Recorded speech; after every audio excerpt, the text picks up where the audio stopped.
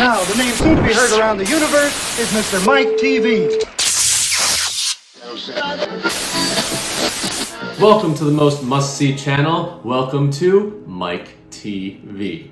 And on today's video, we will be discussing and reviewing the June 2024 Orlando Informer Meetup. The Orlando Informer Meetup takes place at Universal Orlando Resort at both Universal Studios Florida and Universal's Islands of Adventure. This meetup is an after-hours event, takes place after all the daytime guests are out of the park, and it's just us in the event. We had so much fun on the previous time we went to the Orlando Informer Meetup last year in June, so we decided to book another trip for this year of June, and this is my review of the Orlando Informer 2024 June Meetup. So we got tickets to both Friday and Saturday, both nights of the Orlando Informer Meetup. You have the option to get either Friday, Saturday, or both Friday and Saturday. Doing the 2 days is the best bang for your buck, and it gives you enough time to not have to rush through just in one night.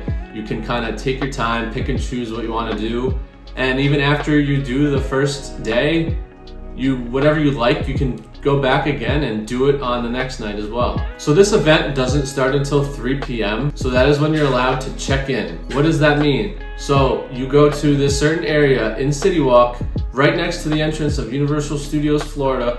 There's a little alleyway in between Rip Ride Rocket and the Hard Rock Cafe. This is where you enter. You will pick up your wristbands. You will get paper maps of the event. It will let you know what rides open and close at what time the food opens, what restaurants are available, and what's on the menu. New to this year, a thing called check-in bites. You get your tickets, your wristbands, all your information. Check-in bites also begins at 3 p.m. where they had a bunch of different foods. They had hot dogs, chili, mac and cheese, vegan pies, nachos, various drinks. There's a very different, unique environment as opposed to the previous years. When you would check in, they would give each guest a $15 gift card, and you can go back out to City Walk, or you can go into the park eventually when you're allowed to and use that $15 to buy something to eat or drink. So this year is different. Check-in bites, I really liked the atmosphere of it. It made it seem more like a party, but I think I prefer getting the $15 gift cards just to be able to go out wherever you wanted to eat and get away from the crowds. I did feel like it was a little too much going on because everybody who had to check in was in the same room, basically around the same time. But everything has its pros and cons. I guess I prefer the gift cards, but I did enjoy the check-in bites. They also had live music. They had Churro, the mascot. We got to see a lot of people that always come to these events, the iconic people.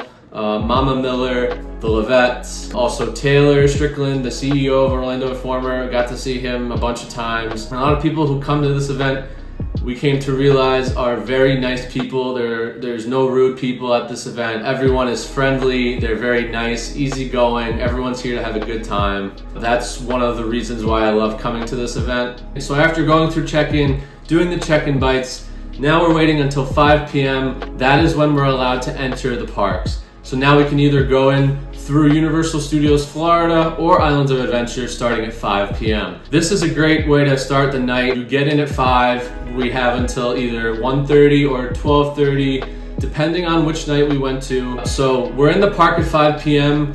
with all the daytime guests. So on Friday, we have until 7 p.m., which is when both parks close to the daytime guests. So we have 2 hours to fill. It's a nice time to just walk around, see some shows, ride some rides with low wait times because this event does not start until after 7 o'clock. We like to go to Universal Studios, start at either the Horror Makeup Show or Born Stuntacular because those usually have one more show left in the day and they're usually right after 5 o'clock. These shows are not offered at the Orlando Informer Meetup, so that's why this is the best time to do it before that event starts, so you get to see it. And it's great because they're both air conditioned. June is a very hot time of year. It was very hot. It's a great way to cool down, relax, also sit down for an extended amount of time and get your rest before the event officially begins. So Friday, the event starts at 7 p.m. That's when all the daytime guests will start to get pushed out the gate. How do they know this? Because all the Orlando Informer guests receive a wristband. And once 7 o'clock hits, you will start to see a lot of security walking around the parks. They will be checking for wristbands. They will not let you all go on any attractions post 7 p.m. They're very strict with this, and it's a very good thing because we pay a good amount of money for this event and we want every dollar to be well worth it. And I believe it really is. So let's start with the rides. Going on an attraction during the Orlando Informer Meetup, almost every single attraction will have a walk-on. So that means you're gonna walk through the line, and the only time you're gonna stop is when you're about to hop on the attraction because there's nobody in line. That's the beauty of this. It's just go, do whatever you want. There's no waiting. The only ride that you might find yourself waiting on, well, you'll definitely will find yourself waiting on Hagrid's. It's not as substantial wait as it is during the day. It can vary 60 plus minutes always. During the Orlando Informer Meetup, the highest you'll ever see it will go is 45.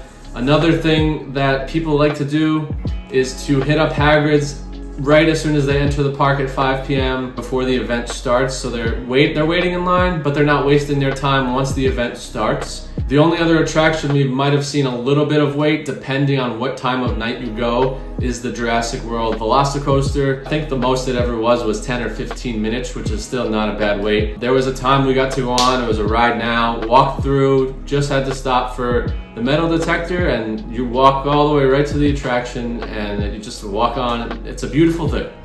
We got to ride the Jurassic Park River Adventure. I believe it was about 1:20 in the morning, so it's just being on an attraction at Universal at 1 o'clock in the morning is just special. It's great. You know, last year we got to go on the Mummy. I think it was roughly around the same time, and it was just the two of us on the attraction. We had the whole ride to ourselves. It was a lot of fun.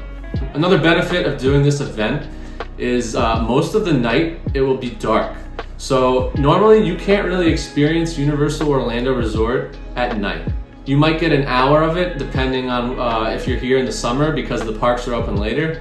But this event, it gets dark June at least around 8:30, and we have until 12:30 or 1:30 depending on which night you're here to enjoy the park. So we're here in the dark. You get to see all the attractions and walk through all the lands and see everything lit up at night, and it's just a completely different experience.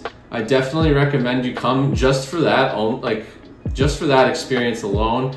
Yet alone, we haven't even talked about the food yet. The nighttime atmosphere at the parks is definitely a different experience than your typical daytime walkthroughs of the park. So probably the main reason why most people come to this event is for the unlimited food and drinks. Yes, you heard me right. It is unlimited food and drinks at Universal for the entire park of Universal Studios Florida and Islands of Adventure. Now, typically the food doesn't start until an hour post the event begins, but this year they did something a little differently. Friday, the event started at 7, and also at 7, there was 2 select food locations at each park that got to open early. So that means we were able to hop in line and grab some free unlimited food. Universal Studios Florida, it was Cafe La Bamba and Richter's Burgers. And over at Islands of Adventure, it was the Burger Digs and Cafe 4. Then at 8 p.m. on this night, an hour after the event starts, everything else opens for the free unlimited food and drinks. That means every other restaurant, snack stand, quick service location that is available, which is 95% of the things at the park, are all open for grabs. You want to grab a churro, you can grab as many as you want. You want to grab a drink, you can grab as many as you want. You want to go to the Simpsons Fast Food Boulevard and grab a Krusty Burger, you can grab 2 or 3. You can grab the Bumblebee Man's taco truck. You can go into the Wizarding World of Harry Potter and grab a hot, a cold, and a frozen butterbeer. You can grab Gilly Water. You can grab anything that is available you are allowed to have. You can go to Green Eggs and Ham and get yourself some tots. It's amazing. It's definitely an experience to walk around the park with no crowds, very, very, very minimal waits, and just grab and go whenever you please of any food, snack, drink that you can think of that's in visibility. So the restaurants usually close an hour before the event ends. So on Friday, the restaurants will close at 11:30, and then all the snack stands are open until 12:30. Mainly the roller coasters, the outdoor roller coasters, and some of the rides close about an hour early of the event due to noise ordinances in the area. This is one thing I kind of don't like, but it is what it is. Then there's almost every attraction is available until the end of the event, which is good, but still, like, you got to knock out, for example, the Hulk or Velocicoaster or Hagrid's or Rip Ride Rocket somewhat early in the night, because you will not be able to ride it an hour before the event ends. And then on Saturday, same thing, check-in bites, enter the park at 5 o'clock. But this time the event did not start until 9 p.m. So that's a 2-hour difference from the previous night. I'm not a huge fan of that, because now you have 2 more hours with daytime guests in the park, which means more people, more crowds. It's Saturday, I understand, but 2 hours you're missing out on, and we're only gaining an hour after it closes at 1:30 as opposed to 12:30. But Saturday, this event, the food did not begin until 9 p.m. and then the food ended at 12:30. That wasn't enough time for the unlimited food, in my opinion. Friday, we felt like we had so much time for the food. Saturday, we were very constricted, only had about 3 hours, because technically everything opened at 10 p.m. and it closed at 12:30, so that's 2.5 hours of the unlimited food without the snack carts. I wish it was a little more time with that, but besides the fact, great event. Got to see the parks at night. It's amazing to go to this event after you know what the wait times are for these rides normally, because you just are mind blown that you can just walk on these rides and there's nobody in line. There are people in line, but you're not waiting. You're just walking through the line and you just walk right up to the ride and you're waiting 2 seconds just to get into the attraction. The unlimited food is bizarre. It's awesome. It makes you want to get things you normally wouldn't get. That's probably one of my favorite things about it. I've tried a lot of different things I normally would not get in a park, and some things I liked and some things I didn't. Yeah, this event's great. There's another one coming up in August, the first ever August Orlando Informer Meetup at Universal Orlando. We will definitely be back at another meetup. We're trying to go to one of the winter ones, November or December. I see all the time that they sell out in minutes. We've done 2 June meetups now. The last one wasn't too bad. This one was extremely hot, but it's still so much fun. Didn't get any rain, so we can't really complain. Also, if you watch YouTube, Instagram, Universal people, you will more than likely run into a few of them at this event. We got to, see Taylor Strickland, CEO of Orlando Informer. We seen the Pew 2. We saw the Fudge Factor. Last time we were here, we saw Rick's Flicks.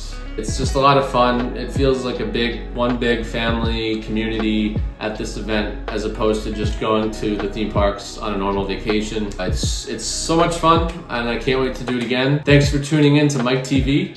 If you enjoyed this, please like it. Let me know what you guys think. If you have been to an Orlando Informer event, what did you think of this June one, or what do you think they can improve on? And what's your favorite thing about the event? Is it the food? Is it the no waits? Is it the parks at night? You can't go wrong with any answer, and honestly, all 3 of them are my favorite part. I don't have one in particular. And please subscribe to the channel if you want to see more Universal Orlando content.